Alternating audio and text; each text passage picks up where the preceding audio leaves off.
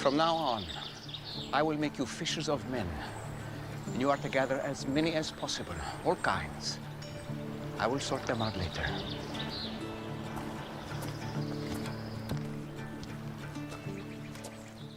Okay, so Hayden, you wanna introduce yourself here? Yeah, Hayden Waller. I'm the youth pastor at Woodland Heights. Been there for 2 years.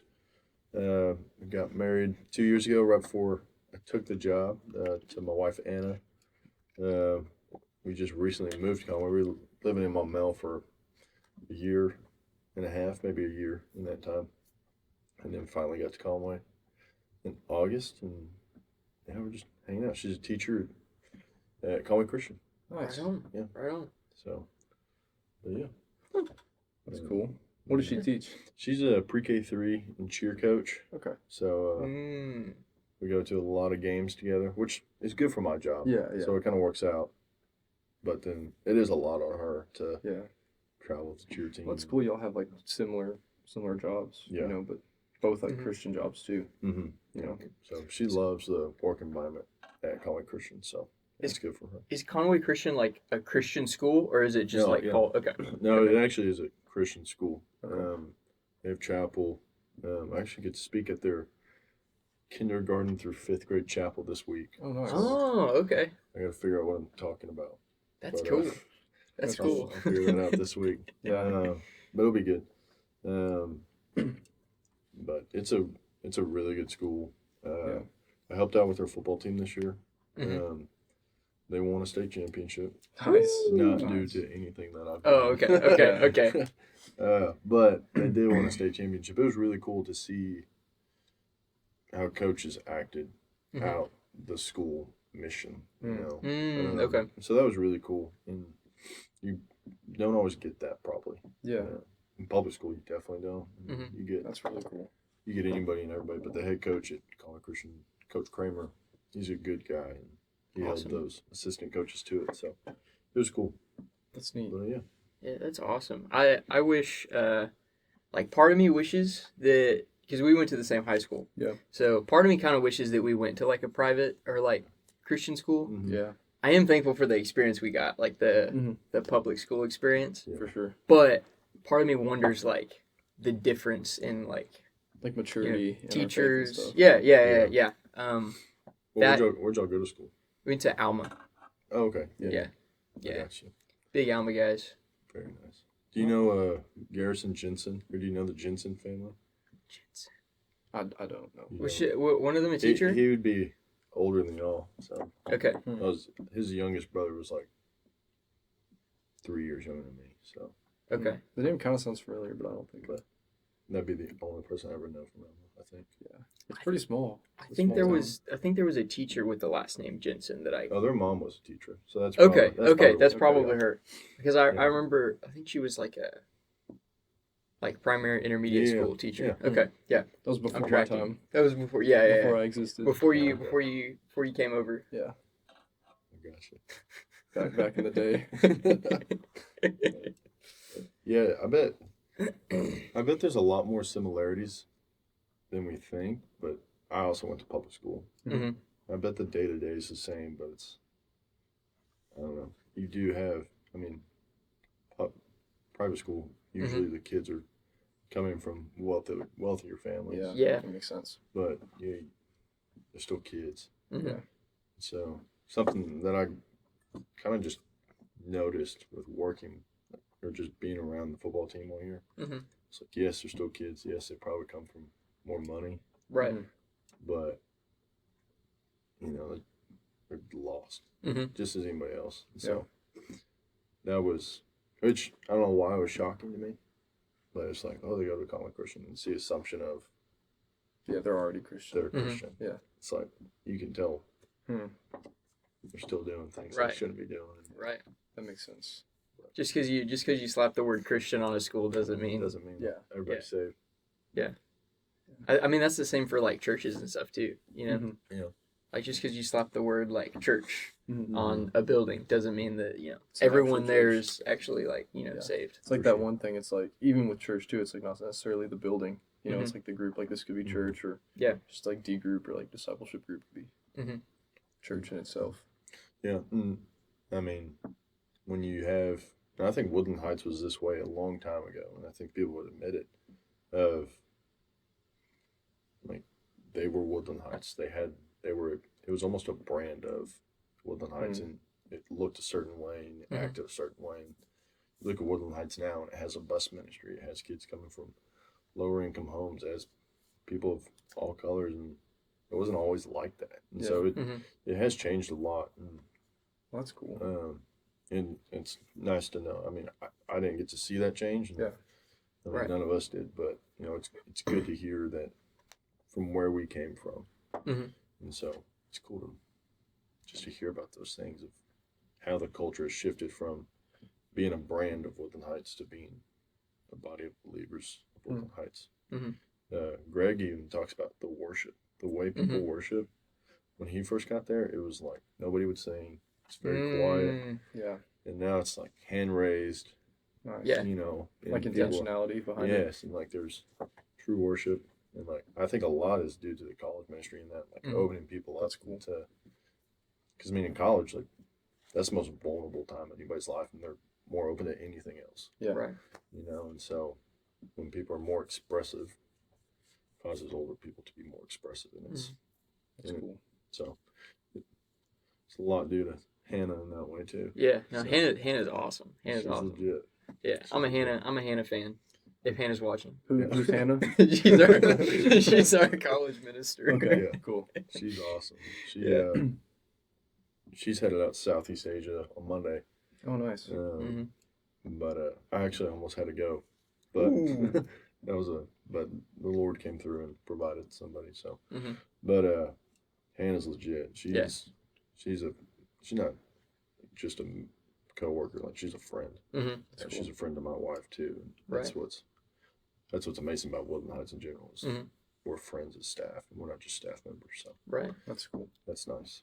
As a testament to what you're saying about like the church changing, like I wasn't there beforehand. Like I didn't see how it was before, but I do know like growing up, I came from like a smaller like Baptist church, not like tiny, but compared to like Woodland or compared to like big churches, it was smaller. And like how I grew up, it was like, I mean, there was the odd person that would kind of like, if a song was really hitting, they hit them with the one hand in the air, or you hear the amen, one of those. Maybe maybe, but if so, it was like if it was two hands, it was like down here. Yeah. It was quiet. Yeah. And then I come to Woodland when I come to college, and I'm like worshiping. Actually, I went to Chi Alpha at first. Yeah. Oh, Chi Alpha is crazy. crazy. Chi Alpha is crazy. Those guys get after it. But I come in and I'm like sitting here, coming to church. I'm like, okay, I'm ready to worship. And I look around and everyone's like, hands in the air, like just singing it out. And I'm like my hands go from being like down here. Then I'm like, okay, takes time. Okay, and then they can't, It's cool. And then now when I go home, I'm like I'm worshiping, and then I'll like open my eyes and I'll like look around and like nobody else has their hands up. And I'm like, whoa. Yeah. But no, it's really cool to see that change though, because I get a lot more into worship because I used to hate worship. Like it used to be my least favorite part of church actually. Yeah. I don't know why, but it was just like, man, like I used to love the days when we would come in late for church because we would miss the worship music. That's worship. But then when I came over to like Woodland and stuff, I was like, dang, this is actually I kind of like this. Yeah. We're kind of getting into it. And then as I like progressed in my faith more and more, I got into it more and understood the point of it. Yeah. For sure. Because that's a lot of stuff. Like I've struggled with that too. Is like not feeling judged by like those around you. And it's like you're not doing it for those around you. Right. You're there to praise the Lord.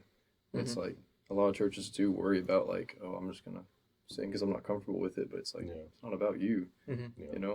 Right. I've been there too, especially with like coming from, like you said, small Baptist church, and then coming to Chi Alpha especially. Yeah. It's like it gets loud, and I love it though. Yeah. It's everybody awesome. Doesn't care, and it's great. Mm-hmm. But when you get in a room where nobody cares, Yeah. either something really good's gonna happen or something really bad's gonna happen. Yeah. Yeah. My dad, he was my pastor growing up. So he was my youth minister. Oh, And then okay. when we moved, he took a pastorate job, head pastorate, at a church. We went from, the church probably had like 100 to 200 people, 300 when it was like doing really well. And then we moved to this church, and it was an old church, and it had like the thing above the front door of Sunday school attendance, church attendance, or not salary, offering from like the past week. And we walked in, it said 13, and I was like, Dad, you gotta be kidding me. There's 13 people here. Not 13 youth, 13 people. The youth group was me. At the time I was a sophomore, like a fifth grader. And I'm like, he's not even supposed to be in youth. I'm like, what is this, man? And so I was so frustrated at him. But worship then, that was a tough time. Not that the music was bad or anything. It was just like, I really, and especially in high school, but I really looked at worship as like, how good is the song? Or like, if I don't like this song, I can't worship to it. It's like, it's not the point. It's what are you surrendering to the Lord? Like, think of the words and like think about what has God actually done for you. And so I wish I could go back and like just rethink like my mindset back then, just be like learn to worship back then, but can't. So. Yeah, right. I mean, and look where it got you now, though. You know, you have grown from that. Yeah, for sure. Is your dad is he still a pastor? Yep. So, I grew up in West Texas. He was a youth pastor there. We lived in a small town before where he was a youth pastor. And from West Texas, we went to Central, or church of 13 people, town called Brock. And then my sophomore year of college, we moved to a town called Telephone. Yeah, it's a real place. I wasn't even laugh at that, but Like you didn't think it would Everybody warm. does. I've had like two people that be like, "Oh yeah, I know where that's at," and I'm like, "I think you're lying," but okay. Where's it at? So it's on the Texas and Oklahoma border, but it's like if you've ever, you got Dallas, you got like Frisco, McKinney up here. You like keep going. It's like. Up there, so it's kind of like at an angle from Dallas, but it's a little bitty town. It's got the church, my dad's parsonage, the post office. That's about it. I don't know where the people come from. I love the word parsonage. Oh yeah. What's a parsonage? It's you want to see it in like Conway usually, but like small towns, the churches will like own a home. Oh, okay. Oh, I like think I know when what a those pastor are. moves in. You can't just. It's not houses up for sale Yeah. or apartments to live in. So That makes sense. they have an or usually a house. The youth pastor has parsons too, but it's there's an old bank that a local farmer owns, but it's not an actual bank now. They just own it, and the guys from the church go like, I think every Saturday morning or something, or Friday morning, they go drink coffee and just talk. Well, that's kind of It's cool. like That is cool. Yeah. And so a bunch of old guys, and they're just shooting the bull, I guess. Just hanging Yeah, out. that's vibes. But that's all it is. Right. But it's a good church.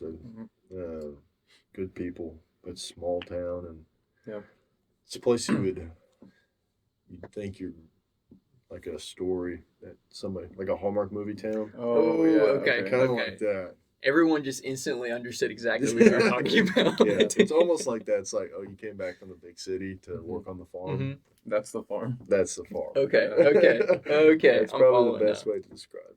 Taking the opposite of that, what took you from the farm to Conway? So I never actually lived there. Oh, okay. I went from Brock to Oachita. Mm-hmm. I went to Oachita, played football there, and that was honestly the only thing that kept me there. Mm-hmm. I'm not a school guy. Mm-hmm. Football just made me go to class. Nice. Okay. So graduated from Oachita with a kinesiology degree, and then did a year in medical sales. I just had this dream of I'll make a lot of money. And just, figured out I can't sell anything to save my life, and I was like, oh, I'm gonna be broke if I stay here. And I was miserable, man. I felt called to ministry when I was 14 or 15. Okay. I ran from that. I think it was more out of frustration because I was like, man, I don't want to go to a small town church like my dad did. Because I felt called to ministry before we moved to Brock with the church with 13 people. And I was frustrated, and I was like, well, I don't want to do that. And then, so I kind of took that frustration out and ran from that calling. And then, so I was like, okay. And God was like, I mean, you can run from it, but you're gonna be miserable. And I truly feel like anybody who, well, no matter who you are, if you're running from what God's called you to do, you're gonna be miserable. Yeah. You can look at almost anybody in the Bible. I mean, right now in youth, we're going over Jonah. Yeah. I mean, it's a pretty simple story, Yep. but, and so I was miserable for a year. And it was supposed to be the happiest time of my life. I was engaged, just got out of college, like, just bought a house. Like, all these things that were good were there, and, like, right in front of me.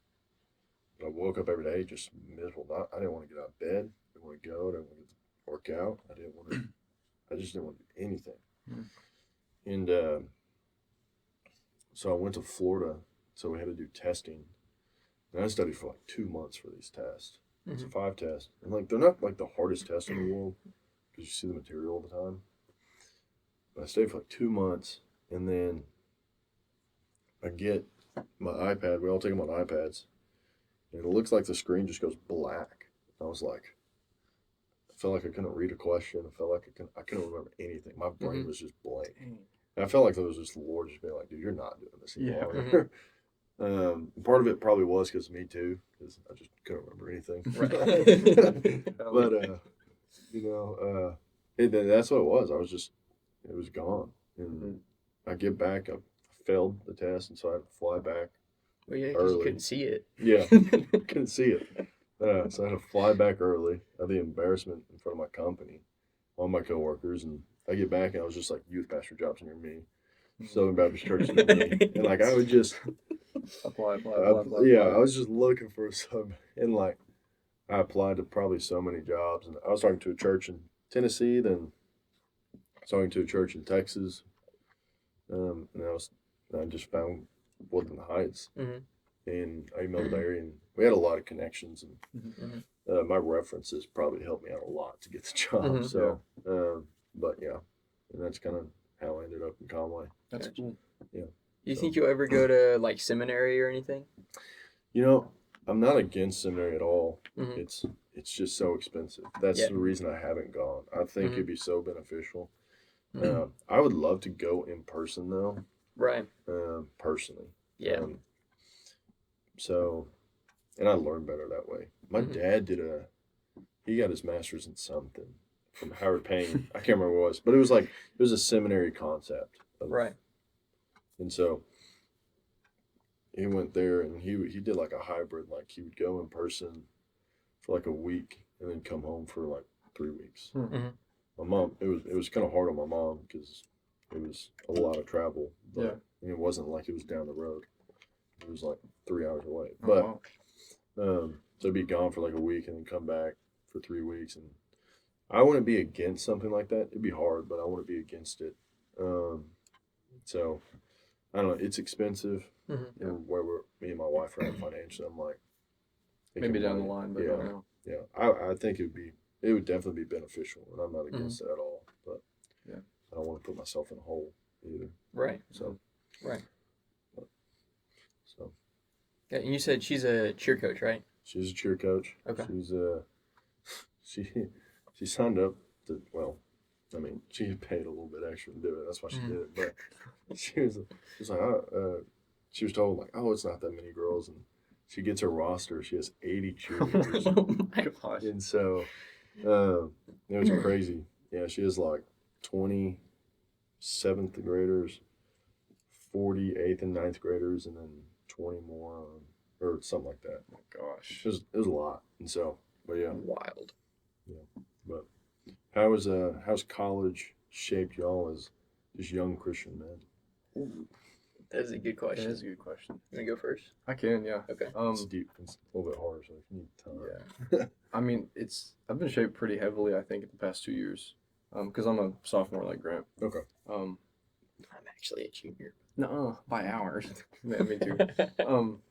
And like coming into college, I was in this relationship that was overseas. Like it was like long distance overseas relationship, and it was like drew me away from Christ. Mm-hmm. I didn't realize that Mhm. until I got to college and then got involved with Chi Alpha, Mm-hmm. and I realized that, and I was like, "What the freak am I doing? I got to put God back up where He was." Mhm. And then because like this girl was like removed from that pedestal by God, and I realized it. And then I started going to Chi Alpha more. I got really involved, and I was like, I've made a mistake, by putting her on this pedestal. Mm-hmm. And I ended up fixing it with the help of God. And I just got like really involved with like leadership and helping and everything. I just felt more God was way more important to me, like He should have been, Mhm. prior. And like I've been a Christian like my whole life. I've been raised in a Christian household, and my parents did a good job raising me in that. But it wasn't really like a true, real, solid relationship until after I went through that whole ordeal and got involved with like leadership and campus ministry stuff. And so over time, in the past 2 years, I've just been leading more and been trying more like intentional with like discipleship with guys, and it's been really cool. And the fruits from that, good. just getting to see like other guys and like my current relationship with my girlfriend. That's So That's good. but it's been really awesome, and I'm really thankful for like being able to go through that dip to like grow to where I am now Mm-hmm. and say that I'm closer to Christ now. Sure. I mean, you can never be too close. Like the goal is to keep growing going. closer. That's Mhm. right. So, That's right. but it's been good, and there's just been so many opportunities too, just with people and with like work and like with Chi Alpha and stuff. For sure. But yeah, really That's thankful for that. For me, I have a very like similar story. I think we have similar stories in that I grew up in a Christian household. I do remember things kind of like died off around 2020 when the world ended. Yeah, for sure. Yeah. And so we kind of like stopped going. But you were still in high school. Yeah, I was a freshman in high school. I was Yeah. a freshman in high school. Yeah. That was his junior year of college. Oh, dang. Wow. Okay, no need. No need. But anyways, yeah, I was a freshman. And COVID happened, and we kind of died off. I was still I accepted Christ at like a really young age. I think I was like 8 at a church camp, so I was like spiritually inclined. But like I said, wasn't really crazy about worship. Didn't, I would go to the big church and I would listen to the sermons, but whether or not I took something in, it was kind of crazy. It wasn't until I came to college that the concept of having a quiet time with God, reading your Bible every day, kind of came into my mind fully. Yeah. I don't really know how to explain it, but Yeah. then when I got to college and I started meeting people that were doing that and engaging in those activities and living out, I was like, oh wait, I should probably be doing this. This Yeah, for sounds sure. like it's probably important. Sure. But yeah, my senior year of high school was a super transformative for me because I went through a pretty tough breakup for me personally. Didn't handle it the best way at all. And I was actually hardcore going to the military. Wow. That was my that was the route. life's not working out, I'm gonna go to the military. But God kind of was like, ooh, you're not actually gonna do that. And so get through senior year, started kind of going back to church. I was like, this is probably important. Started going back to church, and then summer hits, and figure out not going into the military because I was going to go to the Air Force Academy, didn't get accepted there. So I was like, well, I got to figure something out because it's the summer, and I need to figure it out by August, or else I'm not going anywhere. So I didn't have a job, didn't know where my plan was, so I was just basically sitting at home by myself There you go. while my parents were not there. And so I had a lot of time to get into the word and start studying it. And then finally I think we were at a graduation party, or not a graduation, going away party for some of the foreign exchange students. Okay. And I was like driving home from that, and I was like, man, that was really fun. I haven't had fun in a long time. It's been a long time since I had fun. I actually like started tearing up in the car because I was like, I want to keep having fun. Yeah.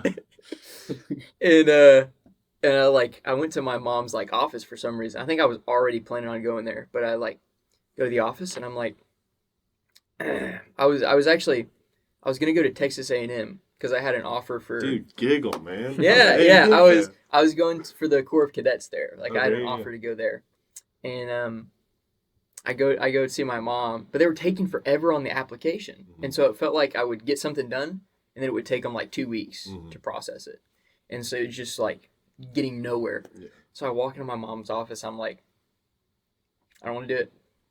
I'm gonna go to UCA. That's what I'm gonna do. And she's like, oh, okay. Started the application that day, and like it was like almost immediate, like the results of that. Like it probably wasn't as immediate as I'm like remembering it to be, but it feels like that in hindsight. For sure. Like I get to college, start getting connected with people, and it's just like a spiraling effect. Like when you take the step that the Lord wants you to take, it's like you avoid that step because you're like, oh, the staircase is a long way down. I don't want to go that route. Maybe I should just keep on the sidewalk. But then you don't realize is that when you take the first step, then you like just roll down the rest of the way. You know, Get there pretty quick. And so I like once I made like the commitment, like okay, I'm gonna prioritize God in my life now, like fully. Started getting connected at Woodland. Started getting connected at BCM. Kind of the same story with you, and you know, I realized all the things with previous relationships, all that stuff. Like this is like it makes you want to be a better man. You know, you like realize the things that you've done in the past that weren't up to like a Christ-like standard, and you're like, how can I fix these things? How can I be better in the future, or how can I be more Christ-like? And yeah, like it just kind of radically. Like the people I've met, the things I've gotten involved with have just radically changed. That's good. Yeah. That's good. Yeah. Yeah. I guess kind of funny story, but you said going to the Army. After my freshman year, I said I wasn't a school guy. This is how much I wasn't in school. I came back after my first or second semester of college. My mom goes, you know, you could like enter the Army or something. Like I was like, dang, I was like, my grades aren't that bad, Mom. I thought, I was like, I'm a decent student, but she was like, also she just jumped like straight to the Army. It wasn't like firefighter or like police officer. Right. She go to the armed forces. I was like, dang. Okay. But not that it's bad. Right. Like, that one hit hard. Yeah. But that's good.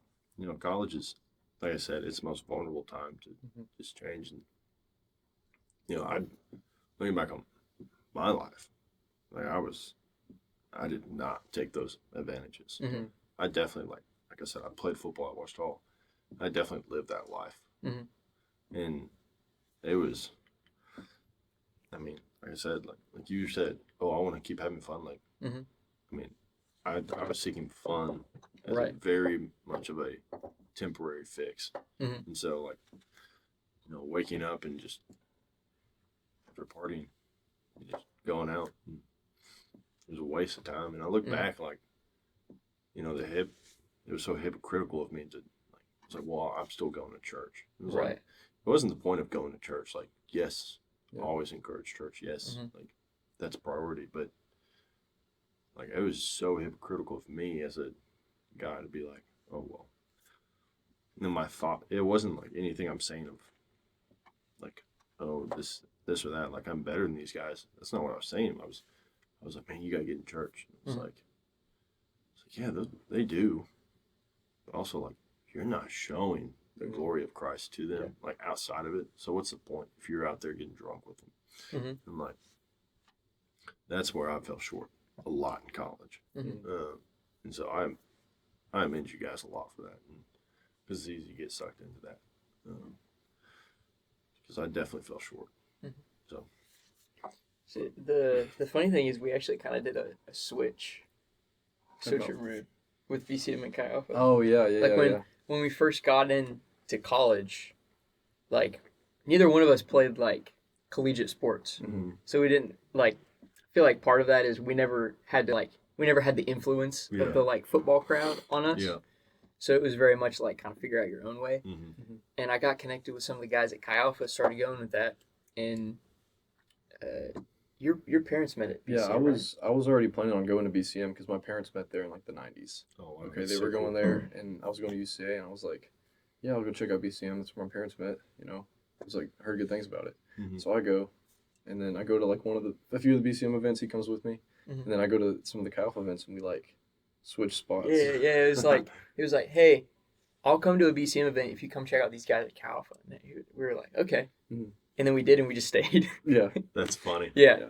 So that was kind of that was our beginning of college. There you go. Was that kind of thing. No, I think Ouachita lacks on that. Like, Yeah.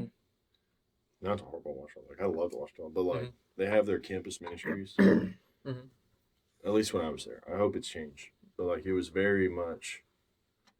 I don't know if it was because I was an athlete, but I never felt reached out. Like, I joined a small group one time, and we met once. But there was no accountability to those small groups. There was no accountability to who leads them. And so it was really weird. Mhm. We met them about twice or 3 times, but after that, it was just like, we never really covered anything. And so it was like, it's kind of frustrating because, Ouachita it's a good Christian school. Mhm. Yeah. But, when you're expecting, like, people kind of back on the Christian school thing. It's like, Yeah. People preach on the Christian school, and like, they're great. Like, Mhm. I loved going to a Christian school. It was nice to have those opportunities and conversations that I had with professors. Like, you go to a state school, and like, this is where you're really challenged. Like, y'all were challenged way more than I was. Mhm. And I still fell into it. But like I didn't have the opportunity to go out to bars, but I had the opportunity to go out to a bonfire just with my buddies. Right. Now, the opportunity to drink is still the same, but Yeah. it's we never. I don't know, it just didn't seem as serious for a lot of people. It seemed like everyday mundane life of the Christian life, because the challenge, I guess, wasn't there. We didn't take it as a challenge. We took it as, we're at Ouachita, we're good. Yeah. And now, I say that as I say we, like, I don't want to disrespect anybody else, but that's just kind of the way it came across. Like And, a common theme. yeah, and like, I was the one leading the pack, like, so I can't sit here and be like, oh, it's everybody else. Like, Yeah. Right. I was the one. Right. I was in front of everybody, being like, let's go this way. So, but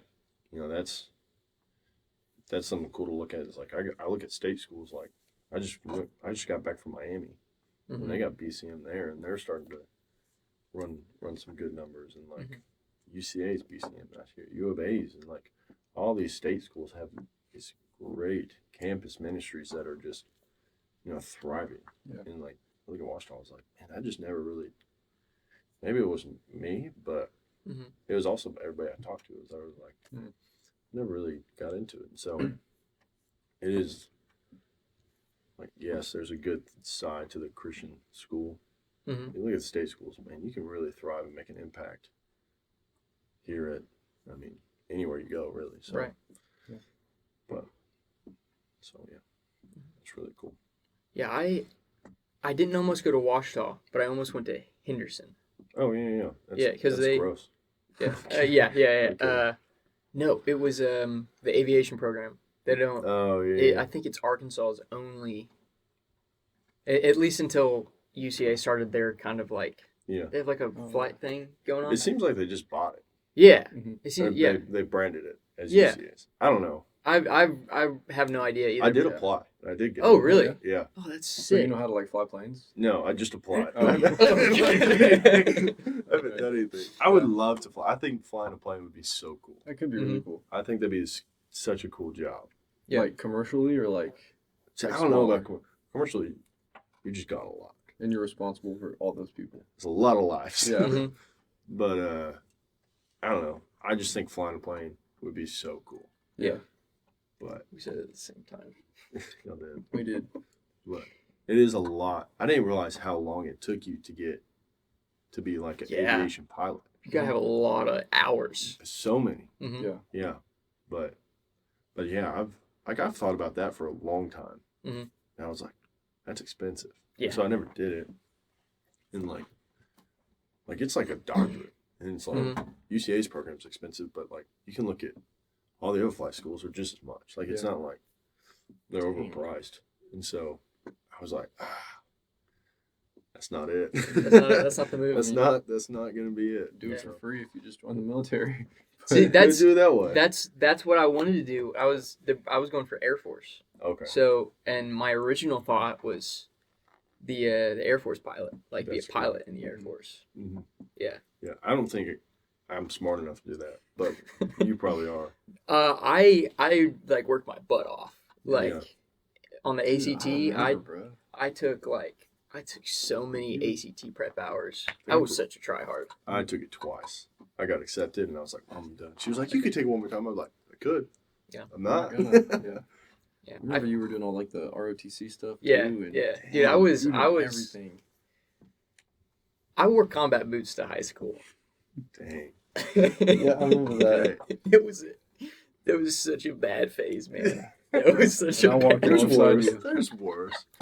There's worse. You did, man. I appreciate it. Yeah. Hey, you walked by me when I had my blue hair phase. I did. I Oh, did. God, That was a bad Dude. one too. That's It so- wasn't for any like reason. It was just when COVID hit, I was like, nobody's gonna see me for this whole time. I'm just gonna dye my hair blue. Yeah. And it never washed out. Oof. So I go back to That's so- school in 10th grade and I have green hair. Yeah. So Dude, it was. we both went through our stuff. We did. That's so- I don't have them on anymore. No, Good, you got, good. those are some of the best shoes. Yeah, the Twisted I love X my moccasins. Twisted X's. Yeah. Dude, I have a pair. I have a pair of Ropers. They're Justins that I like. The funny thing is, like when I started doing the military stuff, is when I started dressing in like jeans and boots, Mhm. because I was like, I need to be a tough military guy, and then eventually I was like, I don't need to be a tough military guy, but I really like jeans and Yeah. boots, and so it just kind of stuck. You kind of look like military. You got your flannel, got Yeah, your beat up hat on. yeah, Like, dude, you still kind of fit it. authentic. I've had this Top for like Gun. 3 years. You didn't scrape it on the sidewalk like before you walked in or I something. didn't. I think I've like. I did that once. I was For like, real? yeah, I saw I think I was in like junior high. I saw like a high school kid that I think it was like quarterback or something. I was like, oh, that's so cool. And I was like, that's why I scraped it up. And I was like, I'm cool now. Yeah, Cool. that's how it Yeah. works. No, That's I right. think this hat has just been like my go-to hat because I like how it fits me. I don't think that I look good in like trucker caps, Yeah. you know, like the ones that are tall. Yeah. I don't think I can pull those off very well. But I found this one on a trip to Florida one year, Mhm. and I put it on. I was like, I like this. It says If it says old guys rule, and then on the back it says don't make them like they used to. There you go. And on the inside, it says the older I get, the better I was. Oh, see. Yeah. Anyone that ever brings up my hat gets the You same. get the whole Get story. the The whole whole- story. it- You 'cause can't just. It's not about just the front. It's not Yeah. about It's the whole story. It's about It's like people the too, heart. right? You look at them. Yeah. It's like that's not the only thing to them. That's Yeah. right. That's right. There's more to it. There's Yeah. more to you than just green hair. Yes, Back in high you're right. There's Yeah. more to you. That's Green right. hair and braces. Yes. Ugh. Yeah. Who is it? Wesley Huff. I was listening. Do you know who Wesley Huff is? Mm-mm. Okay. He's a cool He's guy. he's Apologist. a apologist. Minister. Oh, he was just on Joe Rogan. Yeah. Yes. that guy. Yes. Yeah. Yeah. That Yeah. dude. Yeah. Have y'all Um, listened to that one? Yeah. Yeah. It's I've crazy. listened to some of it. I haven't listened It's to all of it. pretty fire. Yeah. When Yeah. we were talking about like doing this podcast, That he was like, "Hey, I really think we're kind of like called to do this. Like, I think Okay. this would be really cool." And I was Yeah. like, "Yeah, that's a good idea." He's like, "Yeah, I listened to this guy. You should go listen to him." And I went and listened to him. Got done with the podcast. Was like, texting him back. Let's do it. Yeah, that's cool. It's That's crazy. Yeah, but he said, talking about like you matter. I think he said something like, "You matter more than just your matter." Yeah, Hmm. You know, Mhm. That's just good. like stuff like that. that's cool. Really cool. That is cool. Maybe one day we'll get him on here. Imagine. Hopefully. Wesley, Please. You're like starstruck. Episode 2, Wesley Huff. Yeah, Why? something. You want to hear something like really funny? What? I sent him an Instagram message. Seriously? I did. Did you respond? Please. No. Oh. He, 10 minutes later. he's But like, "I've been I waiting just for you to I ask me." literally like I sent him a message. I was like, you know what? I'm gonna do this I mean, maybe he'll just see in it. case. Maybe. Just in You never case. know. One day, you know. Mm-hmm. I was like, hey man, I'm just gonna send you an open invite. Open invite, always accepted. If you're around, Yeah. If you're in Conway. If you're ever in Conway, swing Arkansas, by. 2 college dudes would love to chat your you ear can off. stay in my dorm. That's right. That's right. So that was like the spur of what this is now? Say kinda. Yeah. So Or that was like, the okay, this I is think that was like the lighting the fuse Yeah. after like hooking it up to everything. Yeah. the title of the podcast is The Fisherman's Dwelling. Okay. And that's taken from I Will Make You Fishers of Men. Mm-hmm. So the thing is kind of a weird like full circle moment. I started a YouTube channel because like last semester because I felt like called to some sort of something because number one, I'm an external processor big time. Mm-hmm. And part of that is I am a phenomenal yapper. Like I'll talk for hours and like I'll say absolutely nothing, but but like with that I was like, man, I could do something good with this, instead of just talk people's ears off all the Yeah, time. for sure. I could like use this to like spread the word and stuff. And so I was like, let me start this channel. I'll see like my original thought was maybe we do a podcast, maybe I do just like little sermon things here and there, but I never felt good enough I think I made like one video and I almost uploaded it and I just had a bunch of trouble uploading it, like it wouldn't upload. And so I just got mad and was like, I'm tired of worrying about this. So I just let it sit on the back burner. Mm-hmm. And then he like texts me and he's like, hey, I think we should start a podcast. And I was like, actually, I have this channel that I have done nothing with. Yeah. And it's just been sitting here. It was like 2 puzzle pieces like clicked together. That's so Didn't cool. even know it. Yeah. You know? But That's cool. We I- didn't actually act upon it until like recently. Yeah. You know, because I mean we talked about it a while back, Mhm. and then we were just like, yeah, that'd be cool, and it like resurfaced. it always starts out as the friends chatting in a room. They're like, Oh, yeah. man, we've talked for more than 20 minutes. We should start a podcast. Yeah, on the couch in my dorm. Imagine there's a camera there and a camera there and a mic there. A camera there and a camera there. Right there. Yeah, In the mic. But That's cool. but we're excited, you know, because there's like, I mean, all it is talking to people. Yeah. Mhm. You know, I mean, everybody has a story. You know, everybody has a testimony. For sure. So, yeah, I have that's one of the things I feel super called to is just having like deep conversations with people, And that's kind of the goal with this podcast is just like have an excuse to have super deep conversations with Yeah. people, Like just get people on here. And we really hope to get some people on here that maybe aren't Christian Mhm. or maybe they practice like a different faith. Maybe they're not religious at all. Yeah. And like not as a debate platform, but as a platform like, hey, come on, tell us what your experiences are. We'll share what our experiences are. Yeah. And then we take that information that they give us with us, For sure. learn more about it. Then that's going to help us spread Christ more, Mhm. in the future. For sure. That's kind of the goal with it. That's good. That's good. Mhm.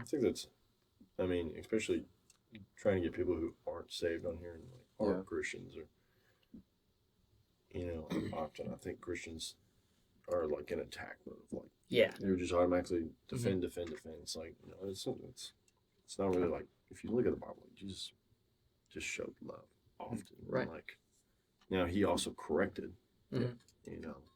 but he was loving and just generous with everything he did while correcting. And that's hard to learn. And so I think that could be really cool. Mhm. And hopefully this all works out. Yeah. Yeah. But, having people just different points of views. And Mhm. I mean, UCA, you have so many different cultures here. yeah. Right. So many international students. And so you got a lot of opportunity for Yeah. that. So that'd be good. But that's awesome. And to kind of like further your point that Christians are like in attack mode, I worked at a summer camp last summer. It was a Christian, like it was a non-denominational Christian camp. What game? War Eagle. Yeah. Yeah, and we do like a Devo time where we all like sit in a circle, and we had this one kid who I won't say like any names or anything just for privacy's sake, but I think that I want to say I had like a group of like 14, 15-year-old kids, and one of them was very clearly like upfront, hey, I'm like atheist, or either atheist or non-religious, one of the two. Yeah. I feel like he tended more towards the agnostic side, like believed in some sort of Something. like higher out there, Yeah. but didn't necessarily think that it was God Mhm. or anything else. Yeah. So he was very like upfront about that. I had so many conversations with him, but we were in Devo time this one night, and a question was like brought up, and I think somebody said like somebody brought up the point of the classic question when people argue with Christians is like, well, if God is all powerful and all knowing, then why did he create Adam and Eve knowing that they would commit sin originally? And this kid says, well, it's like when you make pottery, like your first creation isn't going to be perfect. And like all of the kids that I was sitting around, like all of the other kids were just like, man, what are you talking about? Like they all just jumped on him, because as like a Christian, when somebody says something like that, like somebody says like the thing God created isn't perfect, you're like, your instant reaction is to be like, Yeah. Hold on. ooh, you might want to be careful with that. Like a little 'cause- offended. But like I kind of like looked at this kid and looked at all these other kids, and they were just like, man, what are you talking about? Saying all this stuff. And I was like, guys, calm down. Like, let him talk. Let's like listen, And then I was able to kind of talk to him, like, not in a like let's debate this right now, but in a like, hey, everything God creates is perfect, and it's perfect in the way that He wants it to be. So just because Adam and Eve did this, humanity turned away from Him, doesn't mean that He didn't create. Doesn't mean that He messed it up. But yeah, that just to like That's prove good. your point is that it's very easy to get into attack mode, but sometimes if you get into attack mode, then you miss the opportunity to like authentically portray Christ to people. For sure. Yeah. I was, like I said earlier, but I was in Miami, and it was on a vision trip. So I was going down just to hopefully plan a mission trip Okay. for our student ministry or just for Woodland Heights in general. And a guy said it best that I was on the trip with. He said, people don't really like the world's coming to Miami. And, I mean, you could place it UCA in this reference, but people don't like the world's coming to Miami. And like, there's a side of me like I don't love that they're illegally here. Like I wish they would do it the right way, but that's not the case, and I can't control that. Yeah. And so it doesn't really matter. I'm a youth pastor in Colony, Arkansas. I don't Right. have any control over that, so it's not a big deal. But but he pointed out, he was like, people hate it, but God has brought them here, and so they're worth sharing the gospel with, and Right. and so it's just really cool to think about it like that. It's like, okay, you can be mad about it, or you can just be sharing the gospel with them and think about that side of things. I've never thought about it that way, but I've like not really had many conversations about it, but that's kind of like been circulated around my brain lately based on like the news and stuff. Yeah, for sure. But it's like, do you know who Mike Winger is? I don't think I'm familiar with that one. He's like a really smart guy about the Bible, and he has like this hour-and-a-half video talking about immigration and like the Bible.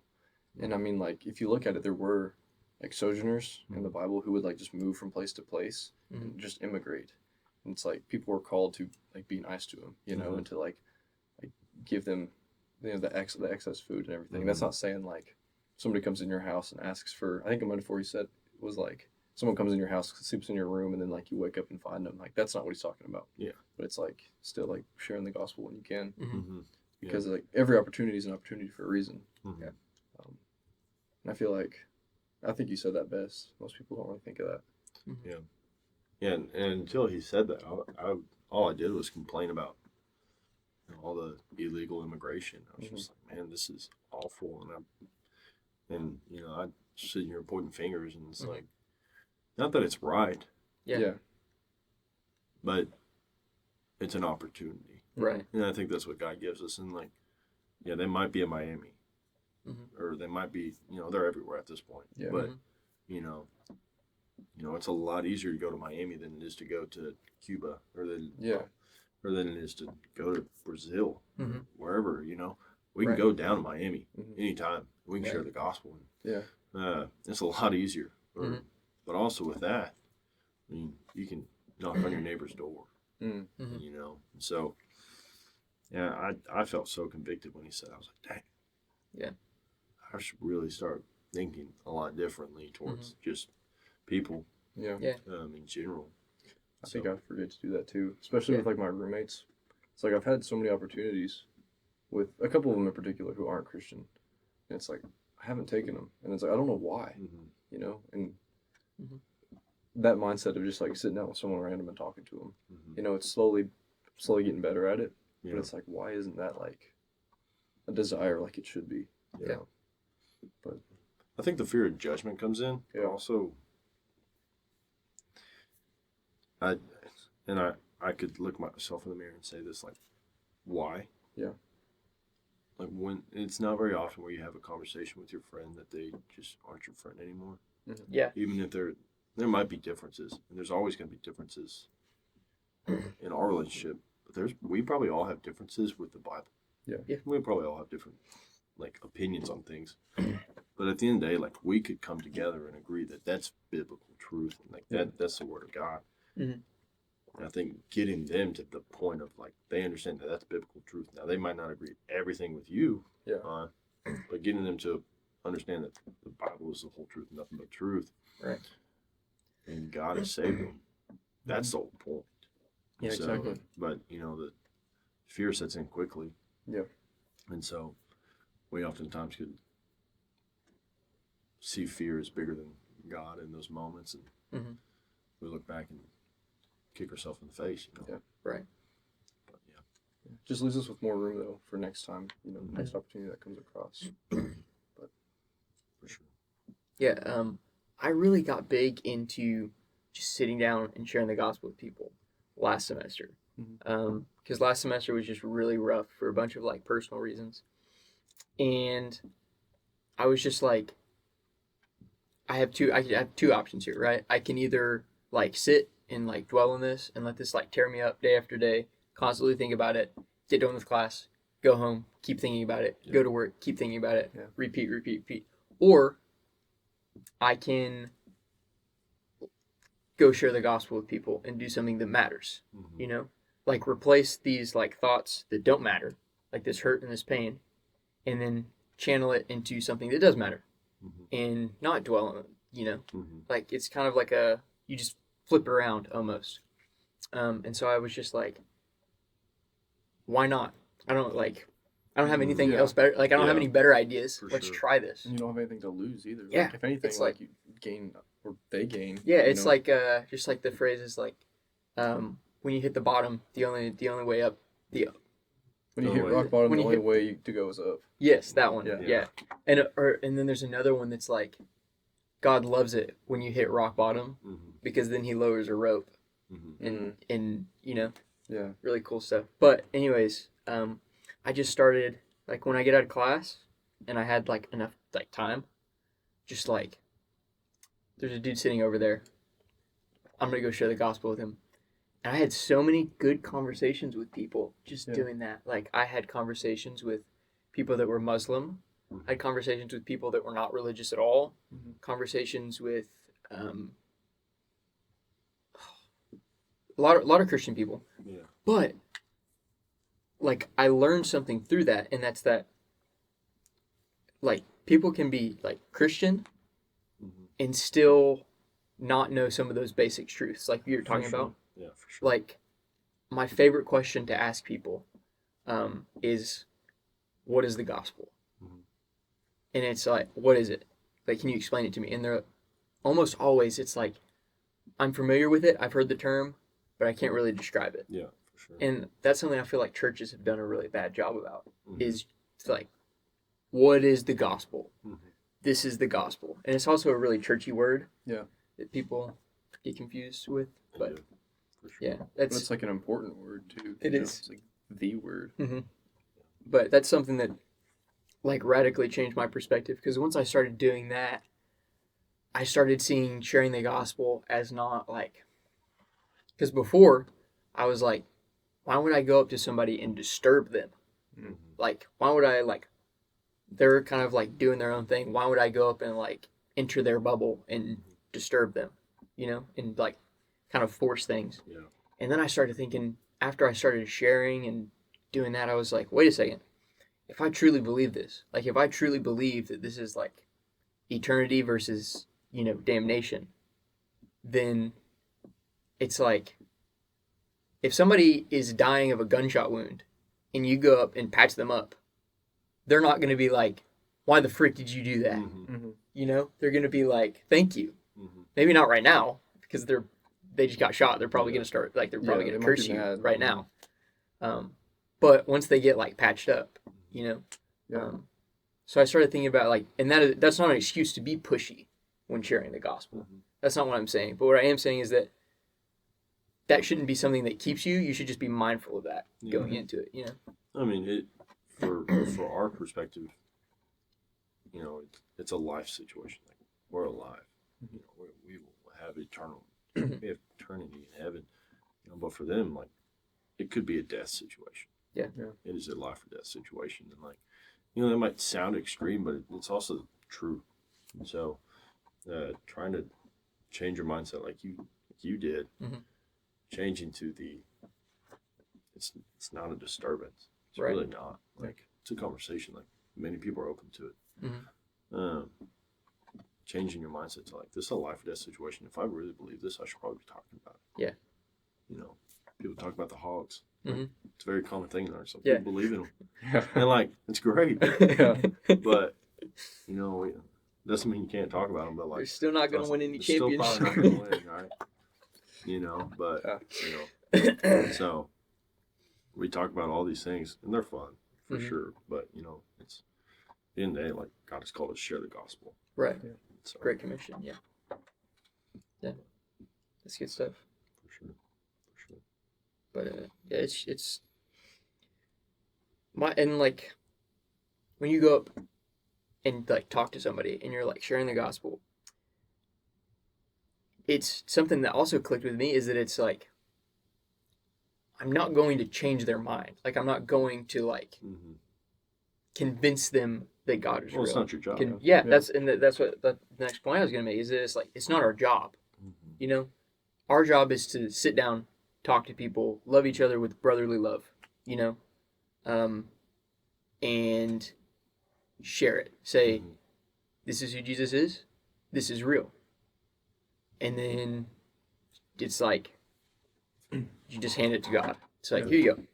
This is yours now. Mhm. I shared this with them. I planted this seed. Yeah. And it's amazing, because sometimes you see crazy stuff happen with that. Mhm. Yeah. For sure. Have y'all heard the courtroom analogy, where it's like life's kind of like a courtroom and you're going up there, and the easiest job in the courtroom is the witness, just like say what you saw happen. And that's kind of how Christians are. It's like, I've struggled with that myself, is like trying to like defend God, go up there and be like, that, and like you said, it's not our job. Mhm. But like the witness, we just go up there, we say what's happened to us in our lives and what the gospel is.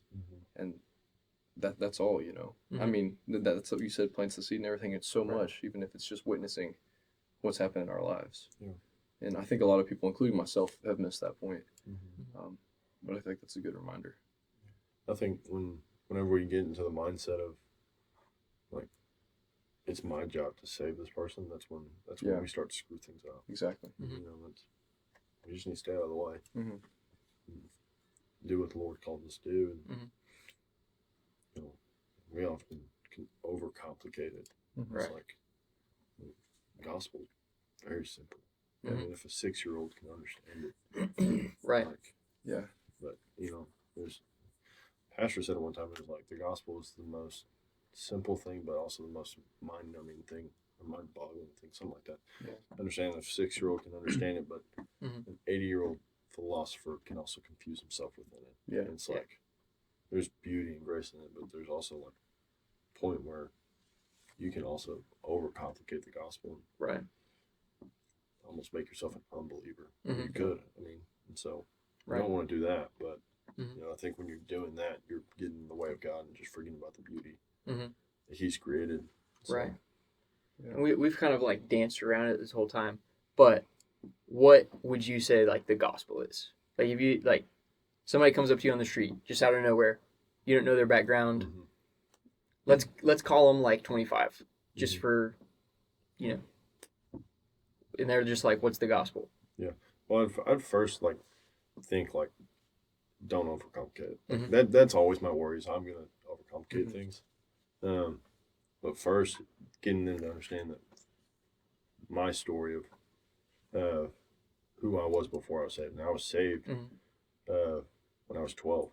So I just tell them my testimony, like you said, like tell them your story. Mhm. So I guess I'm getting to your question, but Mhm. I guess I'm just Right. thinking out loud No, you're how good. this process would go. Yeah. But just telling them like, hey man, like I was raised in church, and like, but that had nothing to do with my salvation, or it did, but like that has nothing to do until I'm actually saved. Yeah. And like, Right.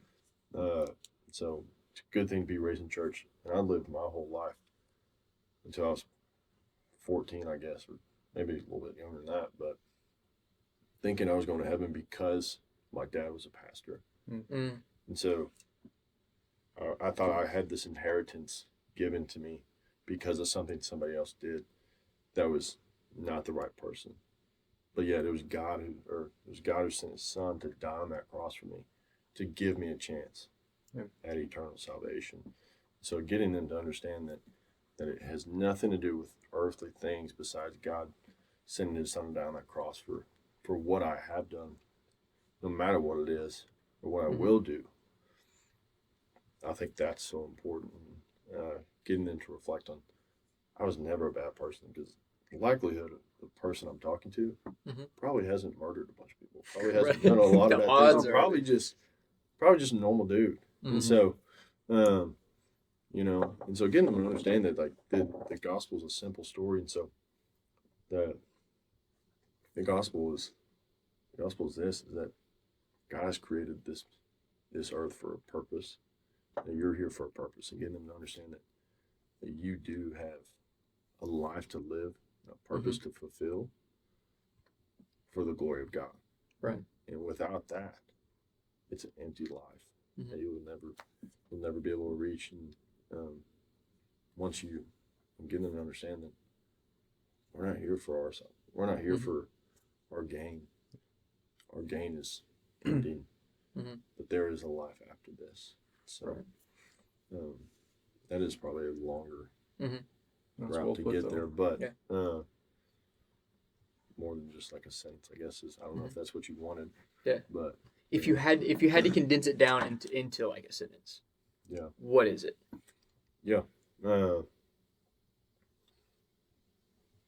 Gosh, I haven't thought about this. Is bad that I can't no, think about it, like but, that's what I'm saying. It's like it's sometimes it's not that people don't know it. yeah, It's just that it's like we don't think about it. yeah. You know. But it'd be gotta sit in this. It's almost. I feel convicted of thinking it like this, but I don't know. Yeah. So I think about it often, Mhm. but I don't like you said. I don't Yeah. think about it enough to put it in a sentence. Right. I feel like I'm oversimplifying it, but you know, Go for it. Go for it. God sent His Son to die on this cross for you. Jesus lived this perfect life for a reason. Because of He lived a perfect life. He is now the perfect example, or He's the perfect example to die for us. Right. And if He did not live that perfect life, this would all be meaningless. Yeah. And this would be meaningless. And so, if He did not live that perfect life, you would not have a chance of a heavenly salvation. So, but the gospel is that it's simple. Yeah. It's, you know, it's not overcomplicated, and I feel like I dumbed it down so much. But you know, getting them to understand that there was a perfect sacrifice for us. And so, if it wasn't a perfect one, it's just something else. Yeah. So, I mean, it's hard to put it in like one sentence. it is. Yeah. But it's possible. Like you just did, you know. Yeah. Yeah. Oh, go ahead. I was gonna say, but it's like a lot of people overlook John 3:16 as like the verse. You Yeah. know, it's like the most common verse in the Bible. What's your favorite verse of the Bible? John 3:16. But it's Yeah. like that is the gospel. Mhm. You know, that's why it's so popular, because like that is the gospel condensed, Mhm. and it's like so important. That's a good point. And it shouldn't be looked over as much Yeah. as it is. You know, because it's like basically like the gospel summarized in that one verse, I'd say. Mhm. Yeah. But yeah. Well, that was convicting me because it made me just think, like, dude, it was obvious to me. It was like, I don't share the gospel enough.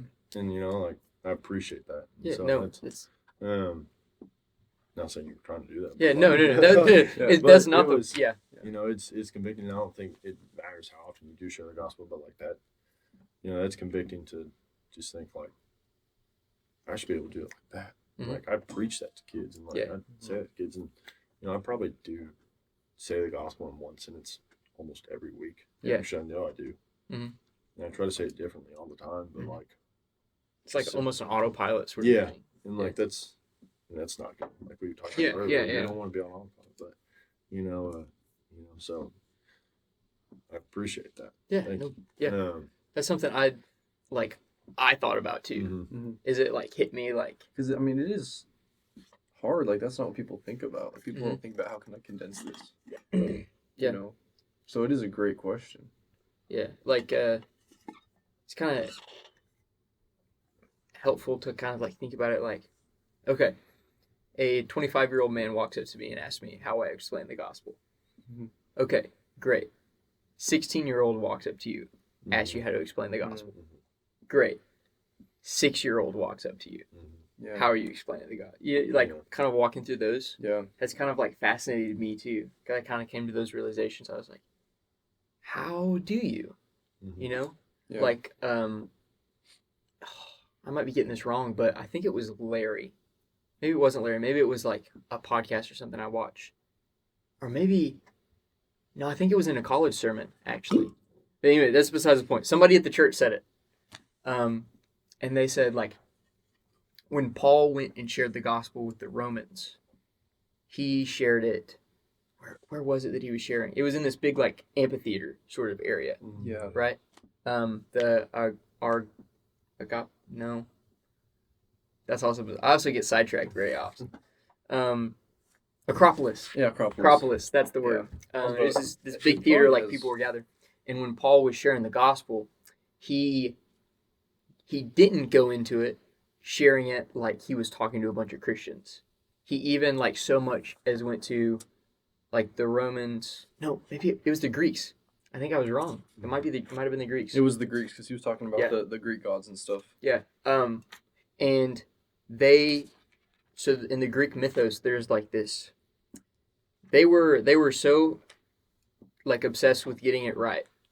Maybe obsessed is the wrong word, but they were intelligent enough to realize that they were worshiping all these gods, and there's a chance that they missed one. Yeah. And so it was called like the pillar of the unknown god, and it was basically like you worship this pillar just in case you're missing a Just god. in case.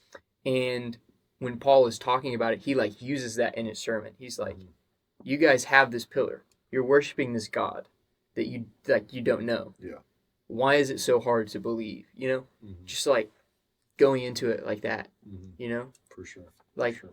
getting on somebody's level. Like if you were to go up to like a random Christian, or not, sorry, if you were to just go up to somebody that's never heard like the gospel before, like never read the Bible, never heard any of it, like someplace in Africa or something, and you're just like, the Trinity's really cool. I love the gospel. What do you like? Start talking about like pouring into people, using all these like churchy They would not words and understand. terms. They'd be like, It's getting bro. thrown. Yeah. It's like What? silence. In Yeah. the ending of Silence, he's like, "Your son rose in 3 days. My son rises every day." because they don't understand like Yeah, there's the no word difference, you know. yeah, there's like no Oh, connection between the things. Yeah. And so yeah, it's like you have to get down Mhm. on a level. Yeah, if you You know? don't meet people where they're at, that's, I mean, Mhm. it's not going to do them any good. Like Mhm. talking to a 6-year-old if they're 25, Right. and like the 25-year-old wanting to discuss like the Trinity or whatever it is. Yeah. Like that's a possible situation. Yeah. Yeah. It's really smart. See, there are some of Some- them out there. But Yeah. 6-year-old, it's not likely. right, yeah. 25, it's more likely. And Mhm. like if you don't come down to the level, it's like, you know, like you were saying, like John 3:16 is over. Like it's not overused, but like I think people tend to just forget about it. Yeah. You know, Mhm. and because I think also people get ashamed of John 3:16 Mm-hmm. because it's like, it's like oh, a it's the stereotype. verse. It's like, oh, like it's the verse Yeah. of the Bible. It's like everybody knows John 3:16. It's like, but that's not something to be ashamed of. Yeah, It's there's a reason. literally Mhm. the most popular verse in the Yeah. Bible for a reason. It's Yeah. because it's the gospel message, and Mhm. you know, my favorite verse. I mean, it's John 3:30. You must increase, I must decrease. Yeah. And like it's simple. One, because I'm not that smart, but Mhm. like I need things simple. But two, it's just an everyday truth. Mhm. And you know, I don't live my life every day like that. That's on me. That's because I'm selfish, and like Yeah. you know, I have to fight to get over those things, and that's again selfish pride. But people, I don't know why, and like I'm one of those people. Mhm. I'll be like, man, John 3:16, that's your favorite verse. Do you read the Bible? It's like, I've caught myself you know? doing that same Yeah. thing. Yeah. it's like that's so selfish of me. Hmm. Like that's messed up. Like I bet they do. Mhm. You know, whether they do or not, they know John 3:16. Yeah. And that's what's important. Yeah. And so Yeah, like my favorite verse is Isaiah 26:3. And it says, he will keep him in perfect peace, whose mind is rested on him because he trusts in him. Hmm. And so it's like, I have a favorite verse that's not John 3:16, Yeah, you yeah. know? And so you almost find yourself being a little cocky about Yeah, that. I it's feel a like- little prideful. And I've Yeah. like accidentally like made some people feel really stupid. And like I like walked away like, crap, why did I Yeah. do that? Like Yeah. that was like I wasn't trying to do that, Mhm. but it just, you know, Yeah. Yes, it your flesh kind of comes out sometimes in those becomes moments. prideful of I know more Bible than you. It's like Mhm. it's good, you know the Bible, you know, but I also know a lot of smart people. There's a lot of smart people out there that know a lot about the Bible, Mhm. like Satan, Oh. Yeah. who knows yeah. And everything. Yeah. And Yeah. he doesn't. Well, he is a believer, but he doesn't believe he's the King of Kings, and Lord of Yeah. Lords. But there's a Yeah. lot of people that know Dude. about it. Sorry. Oh yeah. No, I was just like, that's was a a crazy bar. that's a crazy realization. Like, even Satan believes in Jesus. Yeah. Yeah. Like, Yeah. It's like, are you reading it for the right reasons? You know, Yeah. you're trying to get Mhm. knowledgeable for the right reasons. Yeah, for sure. I mean, if you're, and I think the Lord will bless that too. Yeah. It's like Mhm. when you want it for the right reasons, I think He'll allow that knowledge to be flourished and those conversations to be upon you and whatever. And so, but you know, Satan's a believer. yeah, But which is wild. he's doing everything to Mhm. make sure people don't. Like he believes, he just doesn't like him. Mm-hmm. You know, Yeah, for it's sure. like what's that thing in God's Not Dead, like the first movie where he's I haven't like, seen any of them. You haven't seen this? like the first Such a I watched. classic, I've heard like church movie. technical so I'm a film major. Oh, okay. So like when watching stuff, I'm really critical with like Oh, this then stuff. I'll be heard honest, they're you probably really- won't like it. I've heard they're So really cheesy. bad, like Yeah, acting wise and yeah, technical wise yeah. and everything. The message is still great, and what makes it great. Oh, but it's yeah. like But that's most Christian movies. yeah, Maybe The Blind Side, which that one's kind of teeter-totter of Yeah. Christian movie. But Yeah, it's like they say a prayer in it. yeah. He went to a Christian school. Yeah. yeah. But anyway, in God's Not Dead, I watched the first one. I haven't watched any of the other ones because I was like, God's Not Dead too. There's like 8 of them, right? I thought we proved that God wasn't dead the first time. Why would we do this again? Yeah. But at the end of it, he's like, the whole like setup to this movie is that the professor comes in and is like, you have one assignment. I want you to write on the page, you know, like God is dead or God doesn't exist or something. Yeah. Which you can't do that. Mhm. That's you That's like the separation of church and state. Yeah. You know, Yeah. all that good stuff. But he comes in and does that, and this kid's like, I'm not going to do it. Mm-hmm. And the professor's like, okay, if you can prove to me that God exists, you've seen the movie, so I'm explaining a movie you've seen. But for your To me, anyways, at the end of the movie, he's like making his like final stand. It's almost like a jury, kind of back to the courtroom example, and he gets down to it, and he's like questioning the professor, and the professor's answering back, and he's like, "Why do you hate God?" He's like, I don't, or something like that. He's like, "Why do you hate God?" Keeps asking him that question, and then finally he's like, because he killed my wife or something, like she died in a car accident, and he's like, you can't hate something that doesn't exist. Which is that line is stuck with me. Is like, you can't hate something that doesn't exist, and that ties it back into like the devil is like, he hates God. Yeah. Like he hates that Christ died for us. Yeah. You know, he hates that he was doesn't the change perfect the fact that sacrifice. he's like, But you King can't of hate Kings, you know. you can't hate something that doesn't exist. Yeah. I remember seeing the movie when I was 12, and I was like, mind blown. Yeah. You know, crazy. But Which is so I love those like just little nuggets. those one-liners, you're just like, Yeah. Finish him. dang. Yeah. I might need to watch that. Yeah, Maybe you not should. critically. Try not to watch it from a filmmaker's view. Yeah. Turn off the Good critical luck. perspective. Yeah. I'll just listen to it. There you go. Yeah, that's probably best. Yeah. That's probably best. That's wild. Yeah, sure. Another thing we want to talk about was like marriage. Oh Yeah. yeah. I forgot about that. That's one thing we wanted to talk about. Mhm. So, do you have any like I specific think questions? specifically like And that's a bit of a like topic shift, but I'm good with it. like your walk with God Mhm.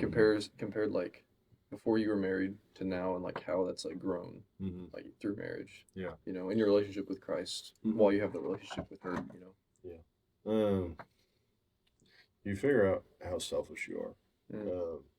And I figured out today how selfish I am. Like, me and my wife had a conversation today Mhm. about how I made her feel and all this stuff. So, but, my relationship with God it's changed. And like I said, when I was in medical school, I was junior visible. Like, my walk with God was bad even, like to read and to go to church was hard. And those were all excuses even. Yeah. So, but,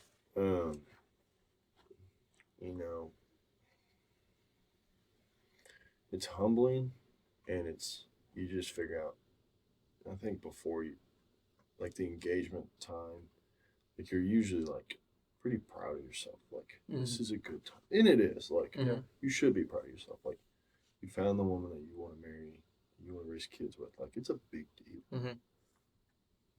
And you're just like patting yourself on the back, and you get married for, I don't know, like 3 weeks. You're like, oh gosh, this is hard. Now, me and my wife, I hope nobody else has this experience, but like we had a really tough 6 months. Mhm.